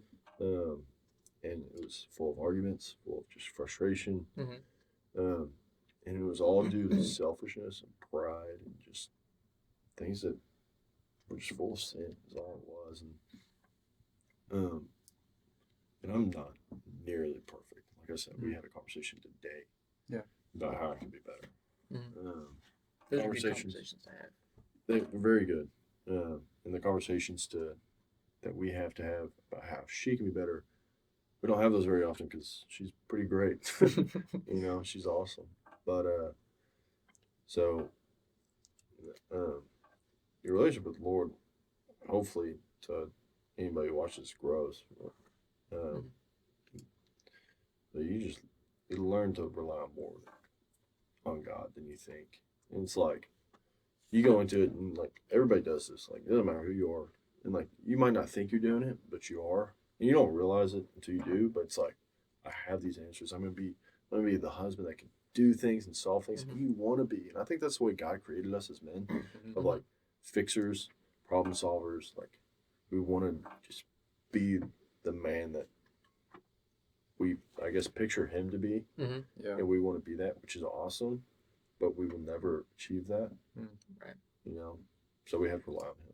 Yeah. And so, marriage is tough. Like it is. Like if you ever meet somebody that says marriage is easy, like I think they're lying. Like honestly, like it's hard. But your relationship with God should grow. If it's not, your relationship with your wife isn't. Right. And then that was the toughest thing for me. Like I said, those 6 months were hard. And like it's because I wasn't growing with God. My relationship with God was distant, far, and like I knew a lot about God because I grew up in church. My dad's a pastor, and so like I was around a lot of conversations about the Lord. We had conversations about God all the time, but that didn't change my relationship. That just changed my knowledge of. Yeah. And so, really trying to figure out like, okay, has to change. And like you guys already said, like you came to a point of like, this is how I changed for the gospel, and like the gospel has changed me, and it's been different. Now I have a quiet time every day. I meet people, and like those are great. And like having those before you even get married is awesome. But continuing that is hard. Right. And so marriage is awesome. It's fun. Yeah. It's the best thing ever because God has created it. Right. But it's challenging. And I think that's purposeful too. Because if it wasn't hard, where would God need to be within it? Yeah, that's a good point. You know, Yeah. it's like if we didn't need to rely on God in anything, like, Yeah. what would be the point? Yeah. You know, I think it's hard for a reason. It's like, well, the main reason it's hard is because of sin too. Yeah. So, but having those times where you get to rely on God and humble yourself are so good. So, but yeah, we saw what happened. We saw what happened in Genesis when there was no like when the man and woman were like perfectly in unison. yeah, You know, kind of. And back then to we are your today. point. they is- chose to do their own thing. yeah. Yeah. No, I'm gonna do my own thing. Yeah. And that's the hardest part probably in like a youngest marriage, in like a young marriage. Like I would love to have more hobbies. Mhm. You know, I don't. Mm-hmm. Like my job, I'm busy all the time. Like I'm always going to a game or going somewhere else. Or my wife's going to a game and she's got a lot of stuff going on. You know, when we don't have something, like I need to be home. Mhm. And so, you know, my wife is gracious and allows me to do things too. But you know, there's not a lot of times I get with my wife. And we don't even have kids yet. And so like Yeah. one day when that happens, it's Even like busier. yeah. And so, there's a lot of great things about marriage, but if God's not at the center of it, then it's tough. I mean, it's gonna be tough either way, but it's way harder. So It's like that. You ever heard of the pyramid example? Yeah, where I it's like like that yeah, I yeah, know where what you're saying. where God's at the top of the pyramid, and then That's a good one. Yeah.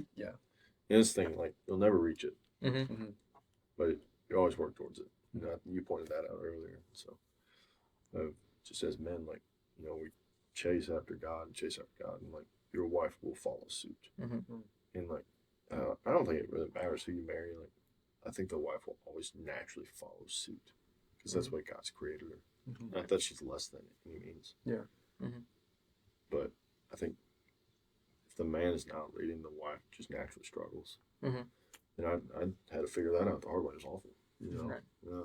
And so, and you can look at like statistics, like when the husband is the one bringing everybody to church, the likelihood of a kid to be saved goes way up. Yeah. But if if he's it's not doing that, if it's just the mom, the likelihood of, you know, it's way down. Yeah. It's crazy. And so, you know, you think about those things, it is purposeful that the man leads. And, you know, when you're chasing after God, it is good. Now, I'm no expert by any means. You know, I've been married 2 years and 2 months. So we've grown a lot, but it's been good. So Sorry, you guys keep talking. I just had a verse come to mind. You're good. I need to About to pull it pull up. out the blicky. The Bible blicky. You ain't ever heard of that? That's what I don't know where this verse is at. So you guys like okay. keep chatting.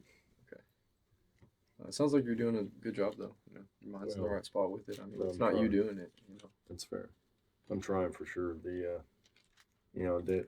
Just daily reminders of, no, I'm not there yet. I'm not there yet. And it's like, not to beat yourself up. It's like you have more to grow. Kind of like a push, you know, Mhm. toward Yeah. what you're growing toward. For sure. And I'm, again, not perfect, but Yeah. just the small everyday steps of just trying to be better. We had a men's breakfast this morning, and I asked the question. I was like, "How do you lead your wife well?" And I was just with a group of guys, and one of them said, learning how to listen. It's not just hearing. It's not just listening, but like active listening. It's very different Then just than hearing it. yeah. And so like those things are like talking to older men, and people that have been married for a long time. Like, those are the people to talk to and to like sit by and to watch. So Found the verse. You did? Yeah. Just like talking about like the man's place in the relationship, like leading a relationship, that kind of stuff. Is something that I have been like looking into and listen to a lot more podcasts than I probably should. I should probably read the Bible more than listen to podcasts. But Here you're reading a Bible on a podcast. I am reading a Bible. That's crazy. Can't Full speak circle. Full circle. But I was listening to some podcasts, and to kind of like culminate all the information is like this verse. It's in Genesis chapter 3, and it's verse 16. It's right after they've eaten of the apple, and God curses the snake to crawl in his belly for the rest of his life. Then he says, to the woman, he said, I will surely multiply your pain in childbearing. In pain you shall bring forth children. Your desire shall be contrary to your husband, but he shall rule over you. And I was having a conversation with someone just the other day about that, about like the wife wanting, like her desire being contrary to your husband. And I remember also hearing on a podcast that C.S. Lewis has this quote, and he says, hell is a place where the man is destined to do everything and the wife is destined to do nothing. And it's like, that's how it should be, like the man is supposed to lead, the man is supposed to do all these things, right? But like our desire is almost to do less, and the wife's desire is to like rule over, like we're supposed to be up here, but because of this, like your desire shall be contrary to your husband. It's like her desire is to be up here, if that makes sense. So what you're saying is like, if we want to do more, it'll be opposite. But if we want to do less, she'll have to kind of she'll want to fill what we're stepping down from. Is that what you're saying? Or it's like the way that I heard it is that it made a lot of sense to me when I heard it, and I'm trying to figure out a way. But basically, like, God created man and woman. Man is the leader, spiritual leader of the household, right? And he said, because you have done this, your desires are now going to be contrary to your husband, right? Like they're no longer the same. Yeah. Like originally it was here, the man was the leader, the woman was okay with that, I guess, in a sense, But it's like now it's like off because of those things. And so it's like, the more I think about it, it's not necessarily that the man doesn't want to be the leader, it's that like both want to be the leader, if that makes sense. Does that, because nobody wants to be the submissive one. Yeah. Nobody wants to be like, okay, you can be on top, Yeah. I don't know if that makes any sense. I think that does make sense. Okay. And I was thinking about this the other day, like when we were created, men and women were both like created in the image of God. And so, there was a point where, what is it, same but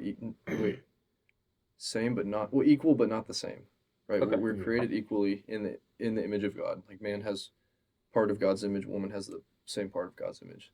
But we're not the exact same because we each have different traits of God. But when that happened, that's when it kind of like pushed it off and made that inequality. And I think I was talking to Casey about that, about like the inequality of like modern times with that, and how it goes back to what it should have been.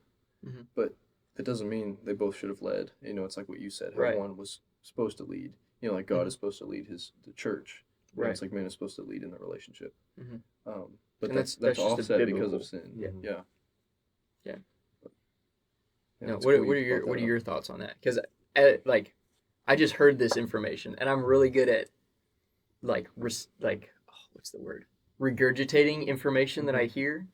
So I'm always interested to hear what other people have to Yeah. say about it. Um, And you're married, so you kind of have a well, little bit more experience than either of us. kind of the way I took it at first was like, once you're off, you're not gonna be together at all. Mhm. You're gonna be missing the mark. Mhm. And so if your goals aren't the same, Mhm. and like you could have different goals of like I want to be a head pastor, or like Anna wants to be a principal. Mhm. Whether it's, I don't know, I don't think Anna has any desire to do that, but like say she did, Mhm. like those are great desires. Right. Chase after those together. You Mhm. can do that, Right. but the goal is always to be God is first in a biblical stance of like, okay, yes, we are going to do this. And I think people take their jobs outside of their marriage and bring them into marriage and now rank each other of like custodian. Like say the husband's this is not going to sound right at all, but like say the husband, I'll put it this way, husband makes less than the woman. Mhm. So now the woman ranks above. And so I see that often. It's like, that's not the point. Mhm. It's the biblical sense of God has given your husband spiritual gifts to lead. And he has given you gifts to be his helper. Mhm. And that's the point of trying to find it looks different for every marriage of like how my wife helps me and versus how one day your wife will help y'all. But if that is not in agreement, if that is not in understanding, you'll miss your mark of chasing after Christ. And like you said, like in a sense, you're both leading in some way. Mhm. And like one day, if me and Anna have a daughter, Mhm. like I want them to picture Anna as the most perfect wife. In a sense of she sees God through Anna. Mhm. And so, and same thing, I want my daughter or my son one day to do the same thing about me and Anna, and, but your goals have to be aligned. Yeah. And if they're not, you'll miss your mark, and Mhm. then you'll butt heads, and then, but if God's not at the center of it, it's never going to work. Yeah. So, I like how you said that. Yeah, it's super interesting when you throw a verse like that down. Mhm. Like you like locked more to, and like goals have to be the same. And then like my perspective was more like leadership wise, Yeah. or like action wise. That's why I brought up the C.S. Lewis quote. Yeah. Well, I mean, leadership wise, I do think like the man does lead the Right, household right. for sure. Yeah. And I mean, it says that the woman is the helper of the husband, Right. And that doesn't make the wife below the husband. Mhm. But the husband does have, in my head, the husband does have final call Right. with agreements of the wife. It's like, and I think when you lead your wife in a biblical way and there is trust in that, your wife will allow you to have that. And that something that I had to learn, and a lot of young guys have to learn, or anybody getting married usually has to learn, is that's not just given. Right. Like you have to earn that, just like any respect you have to give. Right. It's you have to earn the respect of your wife. Like you might have the respect as her fiance of like, oh, y'all dated really well. Y'all have been engaged and you've done a good job. But being a husband is completely different than all that. Yeah. And so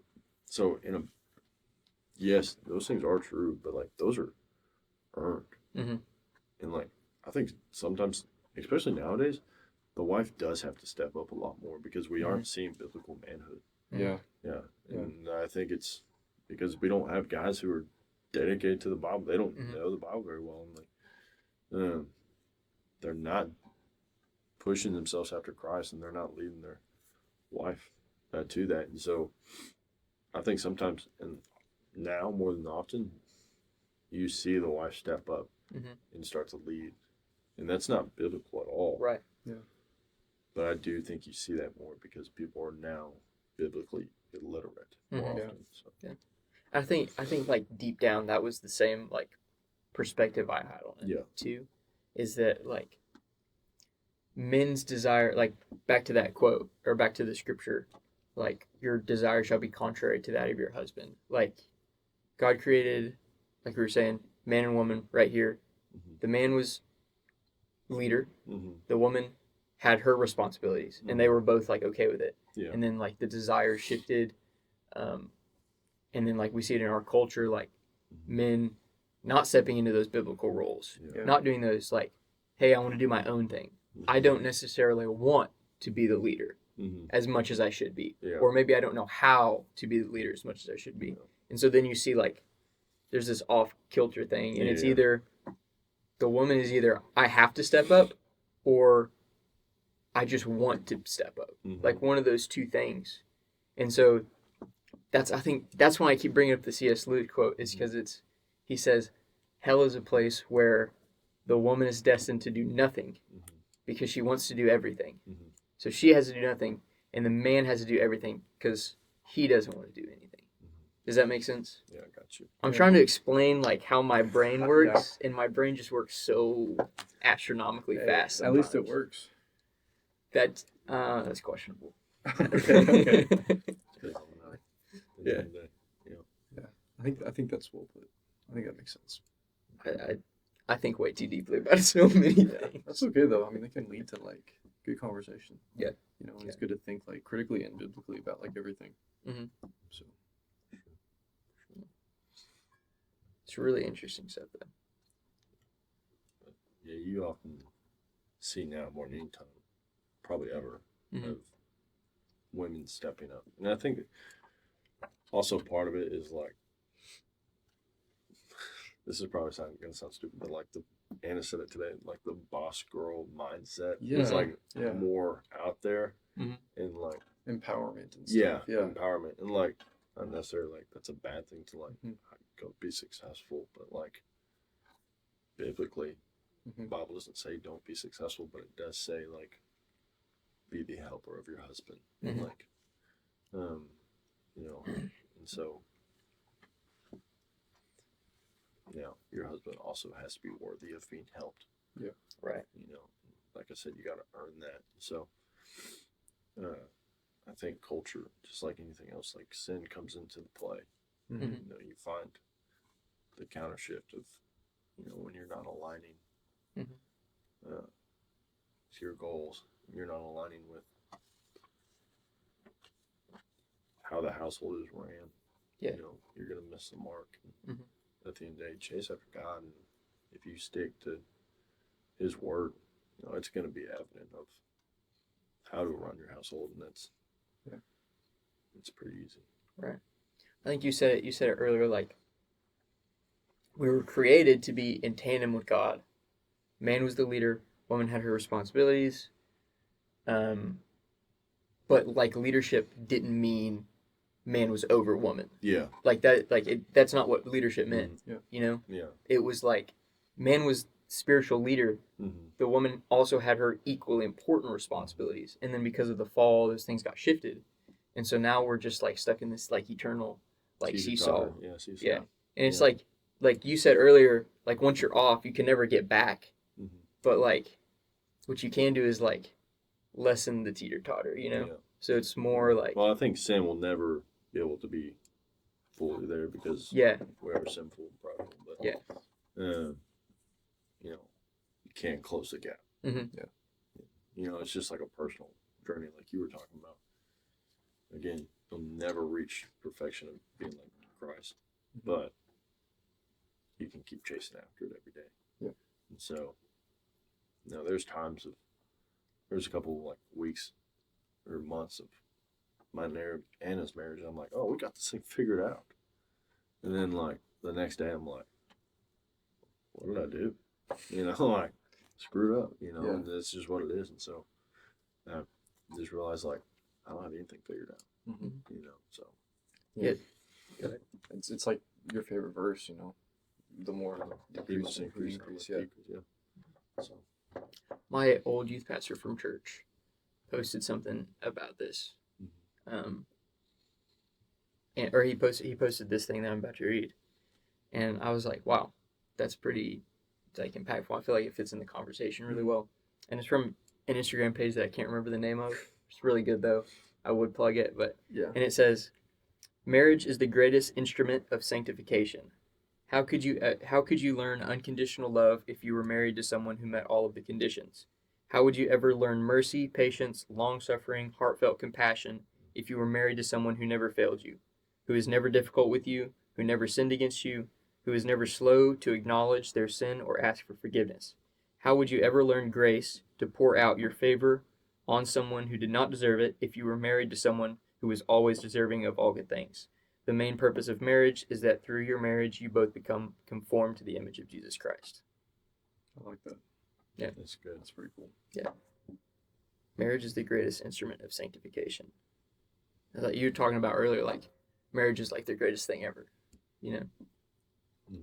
It is, and I mean, it's the greatest thing, but it's the hardest thing. I think that's by design. So That's cool. What would your advice be to young college men like ourselves, Oh, like us. like ourselves, Yeah. and any other guys out there, Yeah. on like finding a spouse and having a biblical relationship? Yeah. First is, I mean, you gotta find yourself first with God. Mhm. Yeah. If that's not priority, finding your spouse will be a lot harder because you won't be looking for Christ-like priorities and Christ-like attributes that she has. And so, and I think something I did that was not the best was like looking for, okay, yes, this is good, but like looking for what a godly woman had. But I was only looking at that, and I was not looking at where I struggled. And so like, you can't forget about yourself when looking at Right. a wife. And so, you know, and these are simple things, but you know, make sure she's a friend first, and see where her priorities are. What is she committed to before a relationship even begins, and make sure that lines up with yours. You know, if you have a big family and you have a desire to stay close to that family, and she has a desire to stay close to hers, those are both great things. But how are you gonna do that together? Yeah. You know, and like, not saying you can't. Yeah. But those things to think about. Think about just how you're gonna do life together. And I don't know. I think guys can often overcomplicate it, but you need to just find somebody you love to be around all the time. Somebody that you can laugh with and just hang out with. And when you can just genuinely hang out with them and not, people say always date your wife, which I think is true, but like when you find somebody that you can just hang out with and be with and not date them, that's when you kind of like found something like, this is just somebody I just want to be around. You know, like you think of like when you hang out with your guys, you just hang out and you just enjoy the environment. You also want that with your wife. Yeah. You know, no, you don't treat her as one of the guys. You treat her as your wife, your spouse, somebody so special.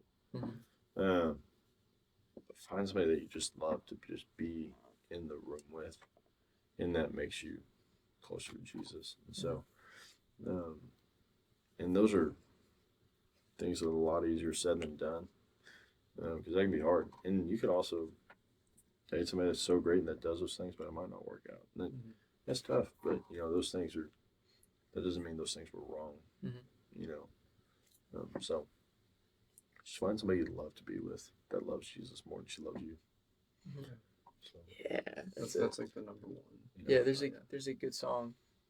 It's like, she loves him more than me, and that's why I love her. yeah, that's It's good.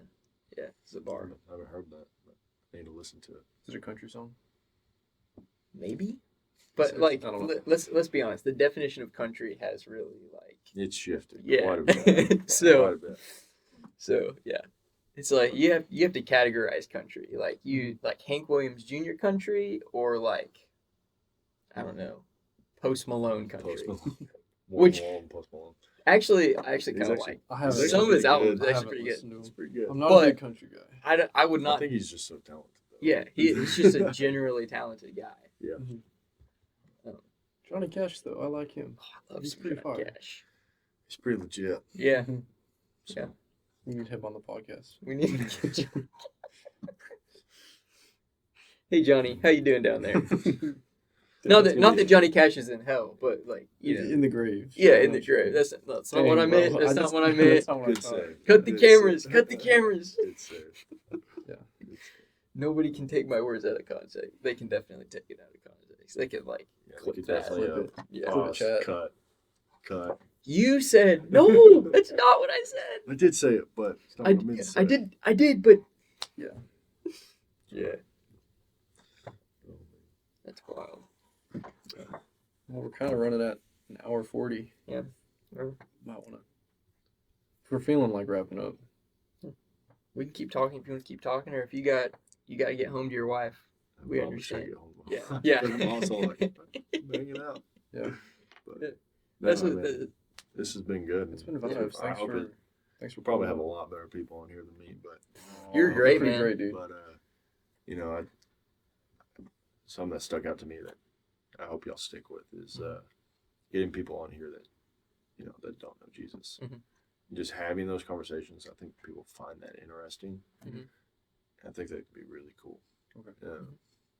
And like, there's a lot of podcasts out there. It's a big thing now, Mhm. and there's a lot of them that just talk about daily Christian life. But like, there's, from my understanding, there's not a whole lot that just sit here and just talk about Yeah. the gospel or Islam or Muslim. Mhm. There's a lot of different things out there that need to be explored and need to be talked about. And there's a lot of people that need to be educated. And I think also when you get those cultures around, you also reach a lot more people with the Mhm. gospel. Yeah. So Christians can be so close-minded of, well, I'm going to talk to my Christian friends, which is a good thing. Mhm. But that's not the only people we're called to talk to. Mhm. You can't share the Christians. gospel if you're only talking to Christians. Yeah, Christians are already saved. Yeah, You that's know, right. that's kind of the condition of being a Christian. Yeah, Yeah, it's kind of a requirement. yeah. It's yeah, So, Oh yeah, we appreciate that, and we appreciate you coming on too. yeah, It's been pretty cool talking. absolutely. good. It's probably my wife. This is my wife. Whoa, look at that. Daggum, you should I'll call it back. put her up, Okay. put her up to the mic. What do you think about biblical marriage? But cool. Yeah, Um, absolutely. But this was really cool. I appreciate it. Yeah, Thanks, for absolutely.